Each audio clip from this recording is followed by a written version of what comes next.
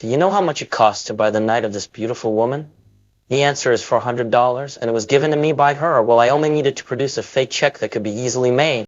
But believe me, she was able to get $1,400 from the bank. My name is Frank, and I realized long ago that school wasn't for me because with just a little disguise, I transformed from a transfer student into a teacher. Excuse me, what's your name? Brad? Brad, why don't you get up here in front of the class here and read conversation number 5. No one suspected anything until the real teacher arrived. I'll never come back to Bellarmine Jefferson again. You tell them not to call me. At that moment, I was just one step away from success. So I modified the check and took it to the bank to exchange it for money. This was a method I believed would work. That day, I went to many places, but everyone refused me. At the time, I didn't understand why I was rejected until I saw the pilots who were respected by everyone. I thought if they were to exchange the check, no one would refuse. I acquired a pilot's uniform from an airline and everyone became friendly.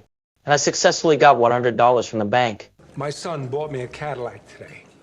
I think that calls for a toast. To the best damn pilot in the sky. Just as I thought I would be very wealthy, a man from the FBI found me. I then pretended to be an agent from the U. The Special Intelligence Agency handed him my wallet to look at his credentials and at the same time distracted. Hey, look, just do me a favor. Take a look outside. Look out the window. Old guy almost pissed in his pants when I came through the door. He jumped right through the window onto the hood of my car. Hey, Murph. Yeah, call the LAPD again. I don't want people walking through my crime scene. In reality, I was very nervous, but the impromptu performance went smoothly. By the time the idiot realized what was happening, I had already left with my equipment. Soon I found joy again and met a pitiful girl. We had a great time talking, which made me want to get closer to her. Do you know if they're hiring here at the hospital? What do you want to do? I'm a doctor. So I pretended to be a doctor and with my high qualifications got hired at the hospital that same day to avoid exposure. I also studied medical knowledge through videos during my free time. But soon a problem arose. I fainted at the sight of blood. This job wasn't for me. On my first day, seeing a patient almost made me throw up my stomach contents, but for the woman I loved, I still struggled to maintain my facade. Just over a meal's time, Brenda's father saw through my act and asked me what I wanted to do in his study. I told the truth. I wasn't a doctor or a lawyer, just an ordinary man who wanted to marry Brenda. My father didn't get angry, but instead encouraged me to pursue my own career until I could match those identities. I found a sense of belonging in Brenda's house and with her father's help started my own career. I passed the bar exam and worked at a law firm, no longer needing to hide my identity. I wanted to marry Brenda and live a stable life, so I called Hanratty, hoping to make peace with him.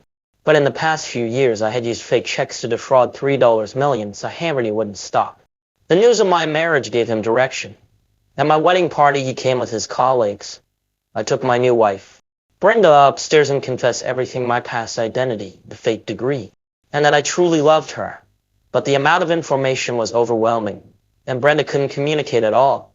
I could only make an appointment with her to meet at Miami Airport in the days, and I would take her away.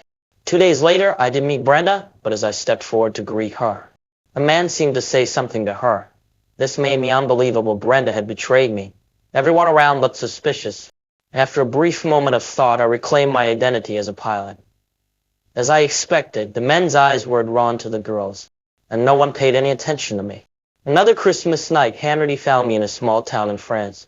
This was where my parents met. I had thought I would run away as before, but Hanratty reminded me that one must pay for one's past mistakes. If I left, the French police would kill me. Obviously, death was too shocking for me at that time. Under Hanratty's guarantee, I put on the handcuffs myself.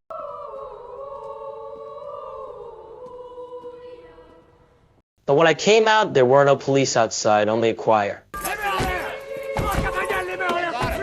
got him. It's all right. Well, he hadn't lied to me. During the escort back to my country, I asked Hanratty to call my father as soon as I got off the plane. However, told me that my father had died.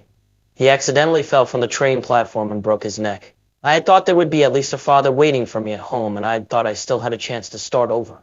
I swear I had already given up on running away. On Christmas night, I saw my mother with her new husband and my half-minus sister.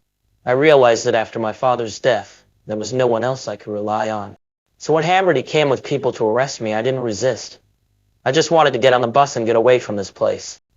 Just when I thought everything had to be this way, Hanratty came to visit me on Christmas Eve.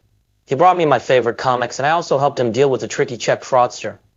My forgery skills shocked him. A few days later, he came back with people and brought some fake checks.